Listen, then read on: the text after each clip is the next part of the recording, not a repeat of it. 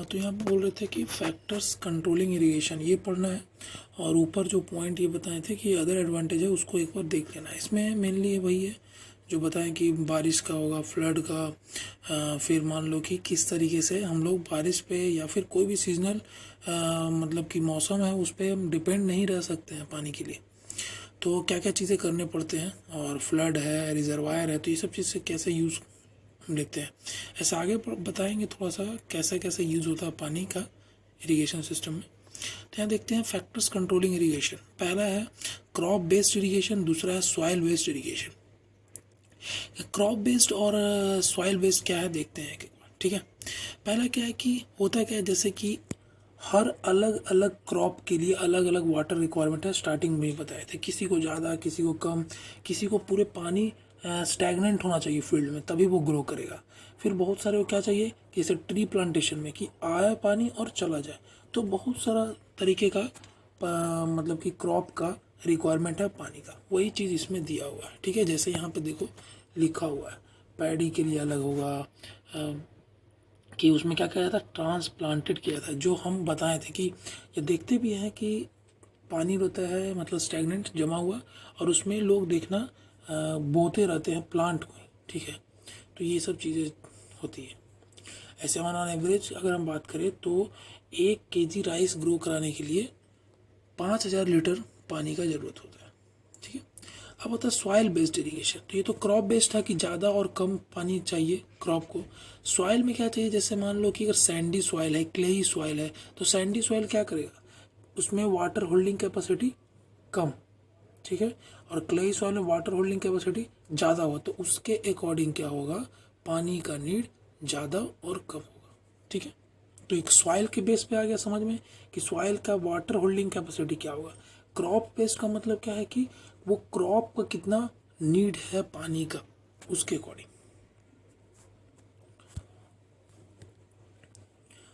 अब हम चलते हैं कि इरिगेशन सिस्टम में, ठीक है। इरिगेशन सिस्टम थोड़ा सा इम्पोर्टेंट है और इजी है, तो उसको याद रखना है, लिखने के लिए आता है हमेशा। तो कैनाल सिस्टम क्या है, टैंक्स क्या है, वेल्स में 2 है, dug well, tube wells. River lift system क्या है, रिवर वैली सिस्टम क्या है, सभी देखते हैं धीरे धीरे। अब क्या है कि इरिगेशन सिस्टम, अब पता है कि फार्मर सारा डिपेंडेंट है रेनफॉल पे, ठीक है। और जो नदी में पानी रेनफॉल के कारण जमता है, या मान लो फ्रेश वाटर रिवर जो है, वो सबसे पानी कैसे लाया जा सकता है। कैनाल, कैनाल होता है क्या है कि जब तुम लोग देखता होगा नहर जिसको बोलते हैं, ठीक है, कि कहीं दूर या फिर मान लो कि किसी रिवर के थ्रू, ठीक है ना, कोई एक नली टाइप का बड़ा नली जिसको बोल सकते हैं, ठीक है ना, उससे पानी को लाया जाता है फील्ड तक, ठीक है। दूसरा है टैंक्स। टैंक्स तो पता है, जैसे कि नॉर्मल देखते होगे कि बारिश के दिनों में क्या किया जाता है कि कहीं पे अगर गड्ढा पे पानी जम गया, वहाँ से एक टैंकर जाता है, उसको फिल कर लेता है टैंकर, और उसको लेकर के फील्ड में चले जाते हैं। कुआं है, कुआं सबसे पुराना तरीका है इरिगेशन सिस्टम को सारा वाटर को प्रोवाइड कराना। अब इसमें है 2, डग और ट्यूब, ठीक है। अब इसमें होता क्या है कि जनरली दोनों केस में अगर हम बात करें तो पानी को क्या किया जाता है ना कि निकाला कैसे जाता है, एक पहले कुआं किया जाता है।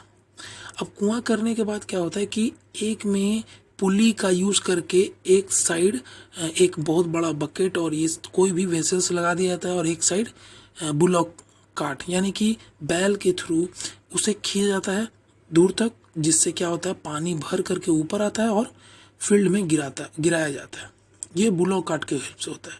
ट्यूबवेल्स पता है क्या होता है कि इलेक्ट्रिसिटी पे चलता है मोटर, उसके कारण वो पानी निकलता है, ठीक है। बेल्स जो है वो जहाँ वहाँ फ़ायदेमंद है जहाँ सलाइन वाटर का लेयर ना हो, या फिर मान लो कि जैसे कि जहाँ पे ग्राउंड वाटर का लेवल सुना होगा कि हैंड पंप जो बनता है, या फिर मान लो ट्यूबवेल वगैरह जो भी लगता है, तो उसमें ग्राउंड वाटर का लेवल देखा जाता है। अब क्या है कि जैसे river lift system, river lift, lift मतलब वहाँ रिवर को वहाँ से वहाँ लाना, ठीक है। क्या होता है कि जैसे मान लो कोई भी पानी अगर किसी भी सीज़न के दौरान अगर सफिशिएंट नहीं है तो रिवर से डायरेक्ट हम लोग फील्ड तक लेके आते हैं पानी, ठीक है। अब आता है रिवर वैले सिस्टम, ठीक है ना।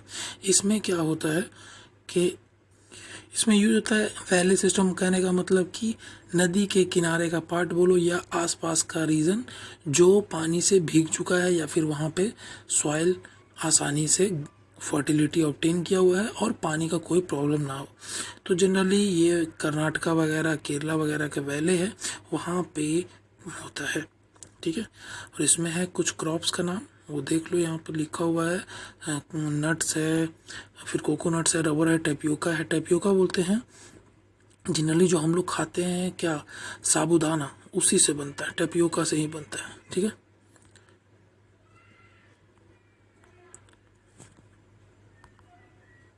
अब है बेस्ट जो क्वेश्चन आता है, ठीक है ना, ये है बेस्ट क्वेश्चन।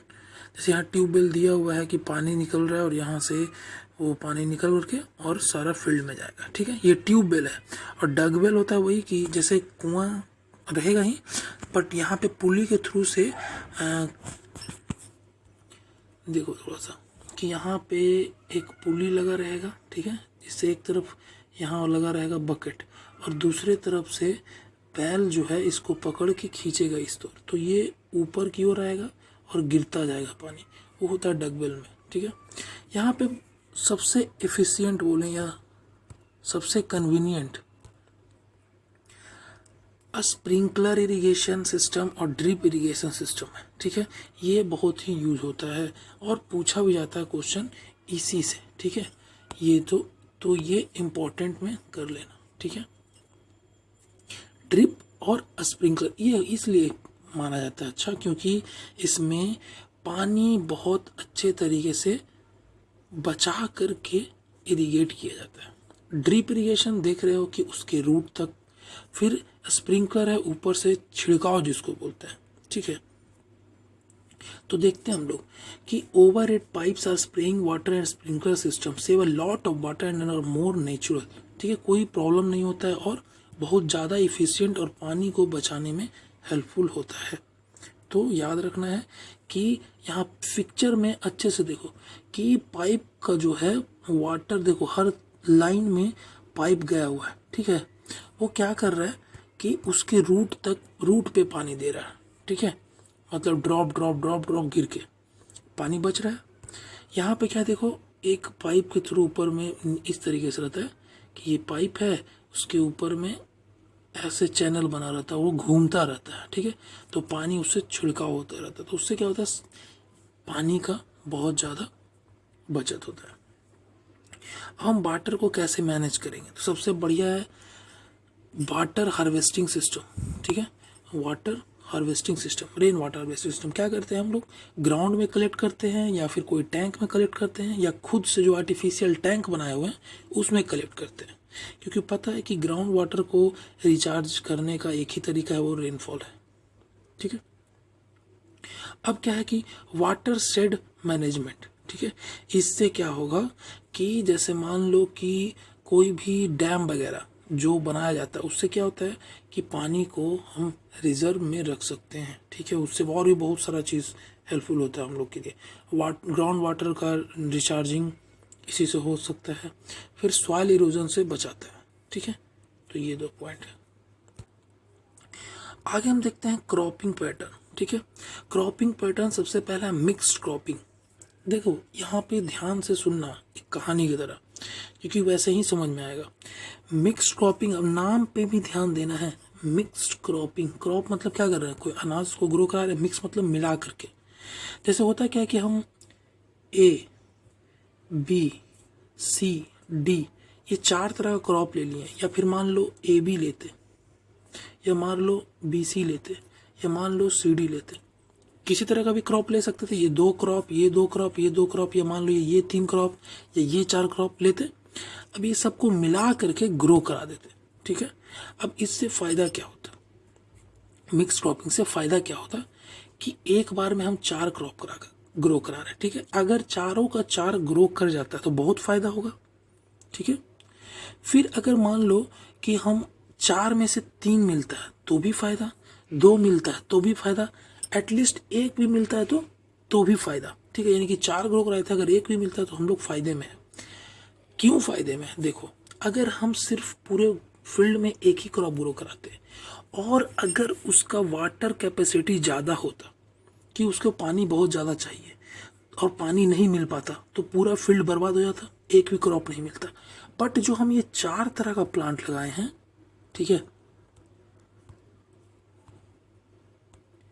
या फिर 3 तरह का प्लांट लगाए हैं या फिर 2 तरह का प्लांट लगाए हैं, उसमें से हो सकता है कोई एक प्लांट यानी एक क्रॉप को पानी ज़्यादा नहीं चाहिए होगा, तो जो प्लांट को पानी ज़्यादा नहीं चाहिए होगा वो तो ग्रो कर जाएगा एटलीस्ट। तो ये फ़ायदा होता है मिक्स क्रॉपिंग में। या फिर मान लेते हैं कि सीजनल के कारण किसी एक क्रॉप का सीजनल टॉलरेटिंग पावर ज़्यादा है, वो कम से कम ग्रो कर जाएगा। तो मिक्स क्रॉपिंग का यही एक एडवांटेज है, ठीक है, कि कम से कम एक तो मिलेगा ही मिलेगा, चाहे कितना भी रिस्क हो, कैसा वेदर कंडीशन हो। यहाँ पे लिखा हुआ भी देखो कि ऑब्जेक्टिव ऑफ मिक्स क्रॉपिंग, ये फर्स्ट इंपॉर्टेंट है,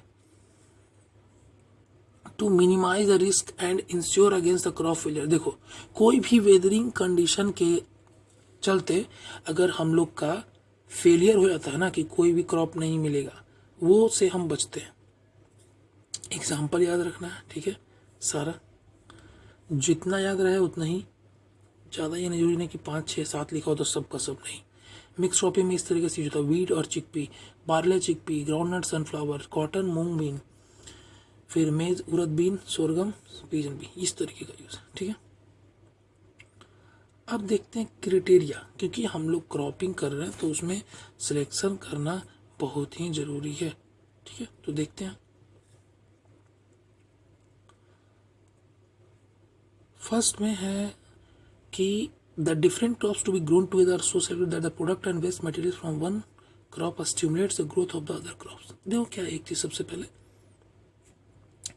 कि दोनों का, ठीक है ना, जो इनटेक होगा न्यूट्रिशन का, ठीक है, वो एक सा हो या फिर अलग अलग हो, ठीक है। तो उसमें जैसे मान लो कि हम लोग जानते हैं कि जनरली प्लांट हो या लिविंग ऑर्गेनिज्म हो, कंपटीशन करते हैं न्यूट्रिशन के लिए, ठीक है। दूसरा पॉइंट देखते हैं कि क्रॉप का केयर करना पड़ेगा, लाइट कितना मिलना चाहिए उन लोग को, न्यूट्रिएंट कितना मिलना चाहिए, वाटर कितना मिलना चाहिए। अब जैसे मान लो किसी को पूरे दिन तक लाइट चाहिए, या फिर मान लो कि पानी चाहिए इतने दिन तक का, मॉइस्चरस चाहिए, इस तरीके से हो सकता है, ठीक है। अब मान लो बहुत सारा प्लांट का कैनोपी ज़्यादा, मतलब मान लो बहुत सारा प्लांट ग्रो करके सनलाइट को घेर सकता है दूसरे प्लांट के लिए, तो ये सब चीज़ क्या है, बहुत ही देखना पड़ता है, ठीक है। फिर क्या है कि बहुत सारा अपरूटेड हो जाता है, मतलब कहने का क्या है कि अगर उन लोग को रूट अंदर तक जा कर के फॉर्मली नहीं हो तो वो प्लांट बर्बाद हो सकता है। तो ये सब चीज़ देखना पड़ता है, ठीक है। अब इसमें क्या है कि कोई ना कोई प्लांट ग्रो कर जाएगा, एक ना एक प्लांट ग्रो कर जाएगा, तो इसमें ये भी देख फायदे रहता है, फायदेमंद, कि पानी कम चाहिए या ज़्यादा चाहिए, वो सब सारा इसमें पता चल जाता है।